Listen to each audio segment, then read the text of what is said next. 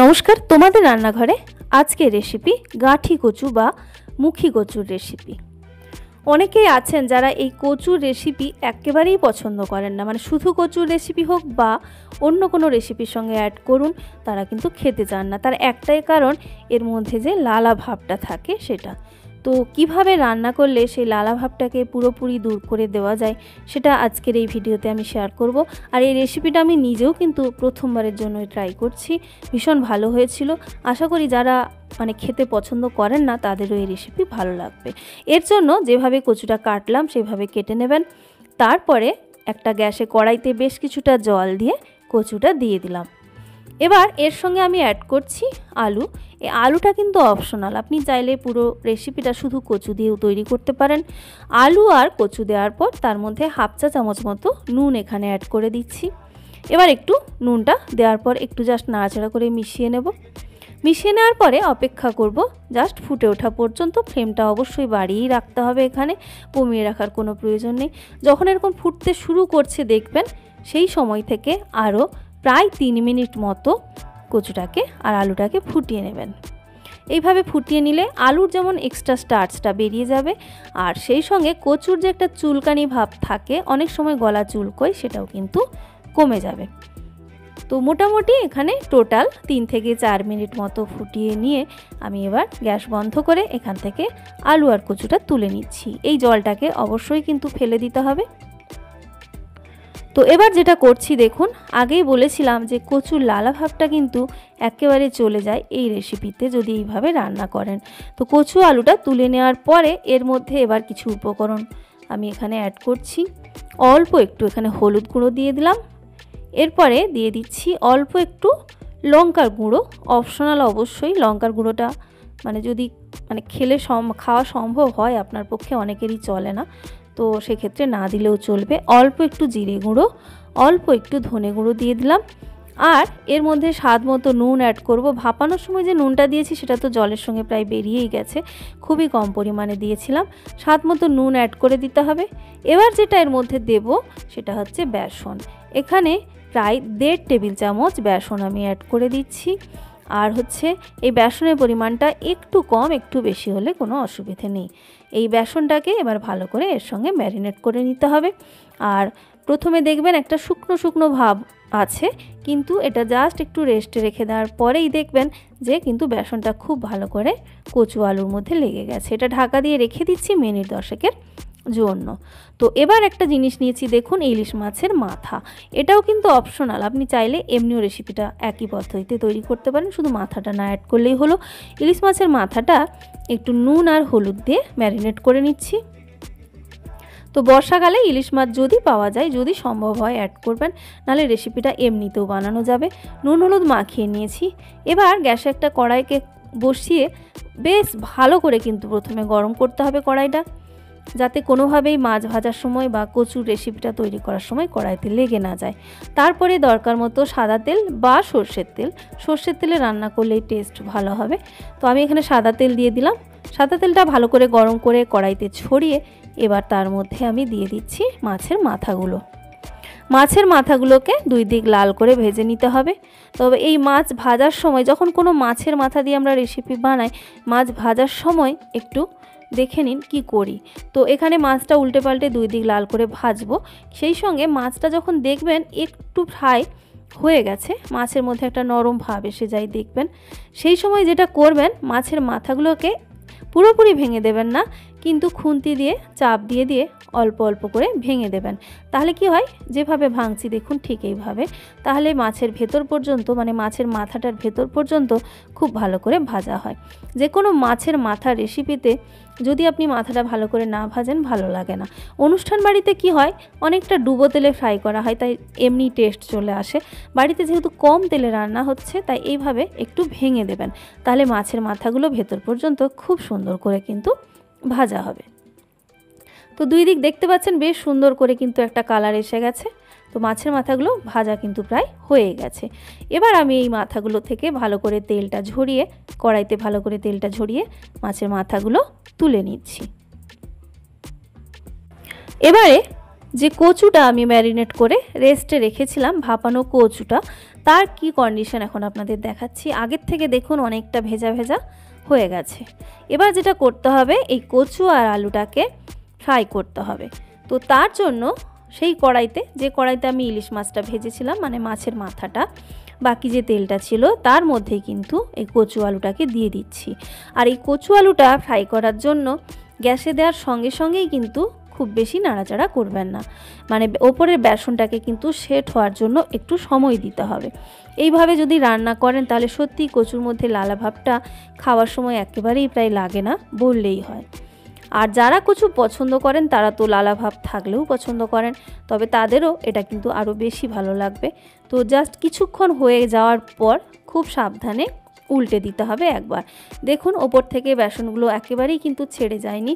তবে এই রেসিপির জন্য আবার আপনি অতিরিক্ত পরিমাণে বেসন দিতে যাবেন না, তো সেটাও আবার ভালো লাগবে না। একেবারে অল্প পরিমাণে যেরকম পরিমাণ দেখালাম সেই মতোই দেবেন। এবার দুই দিক উল্টে পাল্টে লাল করে ভেজে নেব। বেশ ভালো করেই একটু ভেজে নেবেন। আর কড়াইটা ভালো করে গরম করলে যেটা সুবিধা দেখতেই পাচ্ছেন, কড়াইতে এতটুকুও কিচ্ছু কিন্তু লেগে যাবে না। তো যাই হোক, দুই দিক বেশ ভালো করে সবগুলো ফ্রাই হয়ে গেলে আমি এবার এগুলো তুলে নিচ্ছি। কচু আর আলুটা তুলে নেওয়ার পর আগেই বলছিলাম যে রেসিপিটা সর্ষের তেলে বেশি ভালো লাগে, আর বেশি পরিমাণ তেল দিলে আরও ভালো লাগবে। তো আমার সেরকম উপায় নেই, মানে আমরা বাড়িতে তেল কারোরই কন্ডিশন নেই যে তেল প্রচুর পরিমাণে খাবো। তো আজকে রেসিপিটা তাও একটু তেল দিয়েই বানাচ্ছি, তুলনামূলকভাবে একটু বেশি দিয়েই। এখানে আমি প্রায় 2 টেবিল চামচ সর্ষের তেল দিয়েছি, তাতে একটু শুকনো লঙ্কা তেজপাতা ফোড়ন দিয়ে দিলাম। এবার তেজপাতা শুকনো লঙ্কাটা ভাজা হলে এর মধ্যে অ্যাড করছি একটা ছোট্ট সাইজের কুচানো পেঁয়াজ আর স্বাদ মতো কাঁচা লঙ্কা। এই পেঁয়াজ আর কাঁচা লঙ্কাটাকে একদম নরম হয়ে যাওয়া পর্যন্ত ফ্রাই করতে হবে। তার মাঝে রেসিপির দরকার মতো নুনটা যদি অ্যাড করে দেন তাহলে কিন্তু পেঁয়াজটা আরও তাড়াতাড়ি নরম হয়ে যাবে। আর নুন দেওয়ার সময় খেয়াল করবেন, অলরেডি মাছের মাথায় নুন দেওয়া রয়েছে, কচুটা ফ্রাই করার আগে নুন দেওয়া হয়েছে, ভাপানোর সময়ও কিছুটা নুন দেওয়া হয়েছিল। তাই নুনটা অবশ্যই নিজের টেস্ট মতো কম বেশি করে ঠিকঠাক করে দিতে হবে। তো পেঁয়াজটা হালকা নরম হয়ে যাওয়া পর্যন্ত নাড়াচাড়া করে নিলাম। এবার যেটা করব, এখানে আমি অ্যাড করছি দেখুন শুকনো গুঁড়ো মশলা। অল্প একটু জিরে গুঁড়ো দিলাম, খুব বেশি পরিমাণে দেবেন না। অল্প একটু হলুদ গুঁড়ো দিয়ে দিলাম, আর অল্প একটু লঙ্কার গুঁড়ো এখানেও অ্যাড করলাম। তো এই লঙ্কার গুঁড়োটা আগেও যেমন বলেছিলাম অপশনাল, এখনও বলছি অপশনাল, নাও দিতে পারেন, শুধু কাঁচা লঙ্কা দিয়েই আপনি বানাতে পারেন। শুকনো গুঁড়ো মশলাটা একটু নাড়াচাড়া করে নেব কয়েক সেকেন্ডের জন্য, বেশ ভাজা মশলার একটা গন্ধ পাওয়া যাবে তাতে। অল্প ভেজে নেওয়ার পরে এর মধ্যে এবারে অ্যাড করব আগে থেকে কুচিয়ে রাখা একটা পেঁয়াজ, টমেটো, একটা মাঝারি টমেটোর অর্ধেকটা কুচিয়ে এখানে দিয়েছি। তো এবারে টমেটোটা হালকা নরম হয়ে যাওয়া পর্যন্ত একটু নাড়াচাড়া করে নিতে হবে। একটা মাঝারি সাইজের টমেটোকে আমি দুইভাবে এখানে ব্যবহার করব। অর্ধেকটা এখানে কুচানো অবস্থায় দিলাম, আর অর্ধেকটা ব্যবহার করছি অন্যভাবে। এর মধ্যে এবার অ্যাড করছি দেখুন একটা বাটা মশলা। তো এই বাটা মশলাতে কি কি দিয়েছি একটু দেখে নিন। এখানে দেখুন রয়েছে রসুন, এখানে 8 থেকে 10 কোয়া রসুন দিয়েছি, একটু বেশি কম হলে অসুবিধা নেই রসুনটা। হাফ টমেটোর অর্ধেকটা দেখুন এখানে নিয়েছি, 4 টুকরো ছোট্ট ছোট আদা, একটা মাঝারি সাইজের পেঁয়াজ, স্বাদ মতো একটু কাঁচা লঙ্কা দিয়ে বেটে নিয়েছিলাম। এবার সেই বাটা মশলা ধোয়া জলটাও একটু এখানে অ্যাড করে দিলাম। এবার এই মশলাটাকে ভালো করে কষাতে হবে, মানে তেল ছেড়ে বেরোনো পর্যন্ত। তবে এই মশলাটা মানে শুধুমাত্র মশলাটাকে আলাদা করে না কষিয়ে যদি এর মধ্যে ভেজে রাখা আলু আর কচুটা দিয়ে কষান, তাহলে কি হবে, কচু আলুর সঙ্গে যে তেলটা রয়েছে সেই তেলটা এর সঙ্গে মিশে গিয়ে তেলের পরিমাণটাও একটু বাড়বে, মশলাটা ভালো করে কষানো যাবে, আর আলু আর কচুর মধ্যেও কিন্তু মশলাটা বেশ ভালো করে ঢুকে যাবে। তাই আলু আর কচু দিয়েই কিন্তু মশলাটাকে কষাবো। আর এই সময় যদি একটু ঢাকা দিয়ে লো ফ্লেমে রেখে কষান, সেক্ষেত্রে কি হবে, আরও টেস্টি হবে। তাই এখানে ঢাকা দিয়ে রাখছি 2 থেকে 3 মিনিটের জন্য লো ফ্লেমে। এতে করে কচু আলুটা অনেকটা তাড়াতাড়ি সেদ্ধও হয়ে যাবে। 2 থেকে 3 মিনিট পর ঢাকা খুলেছি। এবারে এই কচু আর আলুটাকে উল্টে পাল্টে ফ্রাই করব যতক্ষণ না মশলা থেকে তেল ছেড়ে বেরোচ্ছে। আপনার যদি মনে হয় যে অনেকটা সময় লাগবে আলু বা কচুটা সেদ্ধ হতে, তাহলে মাঝখানে আরও একবার আপনি ঢাকা দিয়ে দিতে পারেন কয়েক মিনিটের জন্য, আর ফ্লেমটাকে সেই সময় অবশ্যই লো করে দেবেন যাতে পুড়ে না যায়। তো বেশ ভালো করে মশলাটা কষানো হয়ে গেলে এর মধ্যে এবারে অ্যাড করতে হবে জল। আর জলের পরিমাণটা আপনি চাইলে কম বেশি করতেই পারেন। তো জল দেওয়ার আগে আমি এখানে অ্যাড করে দিচ্ছি ভেজে রাখা মাছটা, কারণ কচু আলু এখন অনেকটাই কিন্তু সেদ্ধ হয়ে গেছে। এবারে দেখুন তার মধ্যে দিয়ে দিচ্ছি জল। জলের পরিমাণটা আপনি কম বেশি করতে পারেন, গ্রেভিটা কীরকম রাখতে চাইছেন, কতটা পাতলা বা কতটা ঘন। তো আমি মোটামুটি বেশ ভালো করে কচু মাছ আলু সব ডুবে যাবে এরকম পরিমাণ একটা জল দিয়ে দিলাম। এবারে যদি নুন মনে হচ্ছে আরও প্রয়োজন আছে, টেস্ট করে এই সময় অ্যাড করে দিতে হবে। তারপরে ঢাকা দিয়ে রেখে দিতে হবে ফুটতে শুরু করার পরে লো মিডিয়াম ফ্লেমে 7 থেকে 10 মিনিটের জন্য। সময়টা কম বেশি হতেই পারে। তো 7 থেকে 10 মিনিট এটা ফোটানোর পরে ঢাকা খুলে এবারে চেক করে নেব যে আলু আর কচুটা পুরোপুরি সেদ্ধ হয়ে গেছে কিনা। সব আলু বা সব কচু কিন্তু সেদ্ধ করার জন্য একই রকম টাইম লাগে না, তাই অবশ্যই সেটা কিন্তু কম বেশি হতে পারে আপনার ক্ষেত্রে। তো কচু আর আলুটা এখানে কিন্তু আমি দেখতে পাচ্ছি সেদ্ধ হয়ে গেছে। তো এই সেদ্ধ হয়ে গেলে আর গ্যাস কিন্তু জেলে রাখার কোনো প্রয়োজন নেই, একদম মাখা মাখা অবস্থায় এসে গেছে গ্রেভিটা, দেখতে পাচ্ছেন। এবার যেটা করব, গ্যাসটা বন্ধ করে দেবো। বন্ধ করে আমি এখানে অ্যাড করছি অল্প একটু লেবুর রস, যাতে কচুর পুরোপুরি চুলকানো যে ভাবটা থাকে সেটা চলে যায়। তো আমি এখানে ব্যবহার করছি গন্ধরাজ লেবু, অল্প একটু রস। আপনি যদি পাতি লেবু দেন তাতেও কোনো অসুবিধে নেই। আর যদি পছন্দ করেন একটু একটু মিষ্টি ভাব, তাহলে অল্প একটু চিনিও এই সময় কিন্তু অ্যাড করে ভালো করে কিন্তু মিশিয়ে নিতে হবে। তো আমি কিন্তু এখানে চিনি অ্যাড করলাম না, শুধুমাত্র লেবুর রসটা দিয়ে একটু নাড়াচাড়া করে এটাকে কিন্তু গরম গরম এবার সার্ভ করব। আর দেখুন গ্রেভিটা কি সুন্দর অবস্থায় এসে গেছে।